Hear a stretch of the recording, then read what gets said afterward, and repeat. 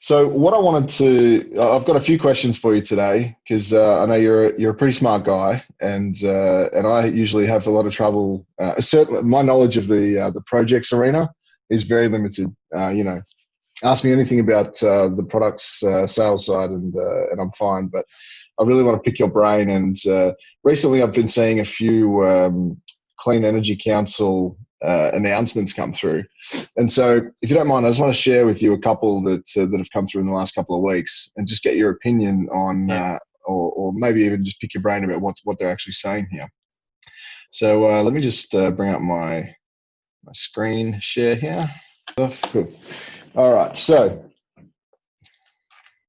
the first one I saw. Give me this. Okay. Can you see my screen? Yep. Excellent. All right. So I don't know if you saw this one, but it came through, I think, last week.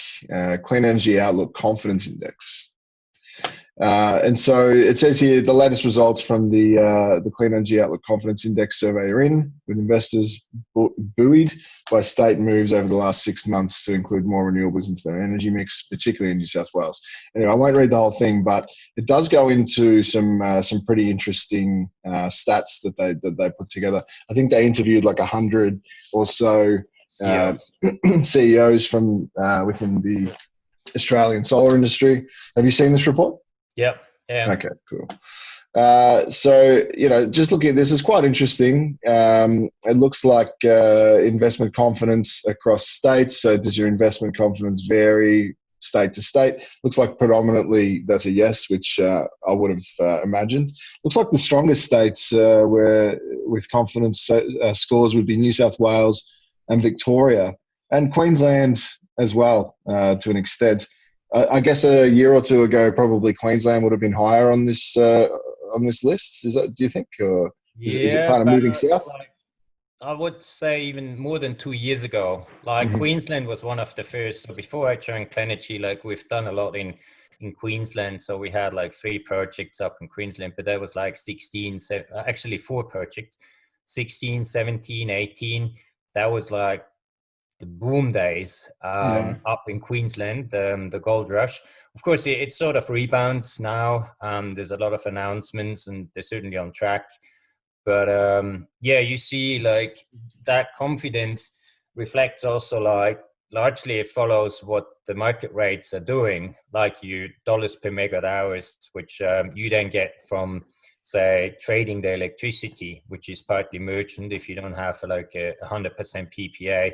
And as you see here, like New South Wales clearly is, well, it is number one, and then followed by Victoria. So New South Wales has still the highest market rates compared to Queensland, say. Western Australia is completely different. It's not part of the NEM. Tassie has low rates. South Australia has very low rates, which is credit to because they put in so much wind, which is good Mm-hmm. for the consumers, but less so for the generators. So this partly went into that confidence index, like what's driving the underlying basics to really build more renewables, and much is driven just by higher rates. Okay. And so you're saying, yeah. So the higher the rates, the more investment you'll get into those states, basically, because it makes more sense to Yeah, so to build it solar is a projects. combination, of course, like rates, market rates or prices to drive your returns. At the same time, you also need to have access to the network, and that access needs to be given preferably 100%. And in Victoria, as most know, like in the north, like Murray region, Sunraysia, we had a lot of issues with curtailment, up to 50%. So that's hurting then your returns. And that's why like Victoria had sort of like a bump, like it was impacted. There were not many new projects coming online, certainly not in that region. Everything was on hold. But that's largely resolved through smarter inverters and fixes in inverters, and also then network upgrades. So the Victorian government is very strong in pushing upgrades and supporting renewables, which is different to other governments are doing, and that's why you see Victoria certainly climbing back to a top position at the moment, number 2. But I guess like more to come. So access to the network is another big one. Queensland still has some curtailment, which can happen like when the grid is just constrained. New South Wales is top position because like the network is still in most regions pretty okay, and Transgrid and the New South Wales government doing a lot in upgrading networks, creating these renewable energy zones, which is just helping additional renewable generation, actually heaps. And that's why that confidence index is top for New South Wales. Okay. And so when you say curtailments, what you're talking about is they're saying they're limiting what these farms can export. Is that right? Yeah. Okay. I mean, would that have been considered a possibility when these projects were developed, that that they would be curtailed to at all, or to the extent that they were? Well, you always try to forecast, and you get smart consultancies involved, and they even give you reliance on it. But who knows, like what's happening over 5, 10, 15, 25 years, for example, like a solar farm should run at least 25 years. That's how we calculate it. But like most new sun ranges, so the Mildura region, Murray region will be a hot zone for renewables in Victoria.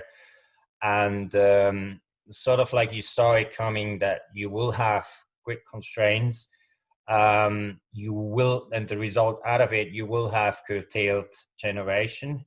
But no one saw it coming that you have up to 50% curtailed generation. 50% is like, that's massive. Or like cuts it by half, of course. And out of it was also then every year, aim of the market operator is analyzing your marginal loss factors. So that's like a multiplier, and preferably it's like 1 or 1 plus, which very few locations are still 1 plus. So up in Victoria, it's used to be like 0.9, 0.88, and that dropped to 0.85 or even lower. And that again hurts your bottom line. Your returns are just then a function of like what you get from the market, your energy output, and times the MLF, and of course like few other factors. But the big ones are clearly like curtailment and your MLF and your market rate.